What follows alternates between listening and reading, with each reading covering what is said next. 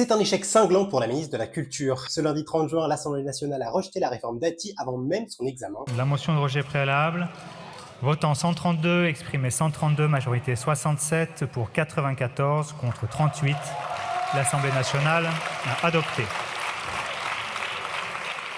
Un score inattendu permis par le ralliement surprise du Rassemblement national et l'absence massive des députés macronistes, dont seul un petit quart a pris part au vote. Le texte déjà adopté au Sénat visait à créer une holding baptisée France Média, regroupant Radio France, France Télévisions et l'INA, avec l'objectif affiché de renforcer le service public. L'objectif politique pour Dati, lui offrir un trophée avant son départ du gouvernement pour les municipales parisiennes en 2026. Mais ce texte qualifié de maudit depuis un an, repoussé par la dissolution, la chute du gouvernement Barnier et un passage houleux en commission, cette fois Dati avait enfin arraché 2 jours de débat avant la fin de la session parlementaire, sans compter sur les près de 800 amendements déposés par la gauche pour clarifier les contours du texte. Le RN, contrairement à ce qu'il avait déclaré, a choisi de soutenir la motion de rejet. Nous avons choisi de le renvoyer au Sénat pour apprendre les bonnes manières à la gauche. Et officieusement aussi pour ne pas offrir 2 victoires d'affilée au gouvernement, car le groupe de Marine Le Pen ne votera pas la censure de Bayrou demain. Mais le véritable camouflet vient de la majorité elle-même. Ni les députés Renaissance ni les Républicains ont été au rendez-vous. Seuls 6 députés LR sur 49 ont voté contre la motion, et dans l'hémicycle, l'isolement de Rachida Dati était bien visible. En effet, les prises de position violentes de la ministre démontrant sa fébrilité et les avaries du texte ont pu refroidir le camp présidentiel. En toile de fond aussi la rivalité politique avec Emmanuel Grégoire, son concurrent potentiel à Paris, qui avait déposé à lui seul 200 amendements sur le texte. Il a tenté de prendre la lumière pendant l'examen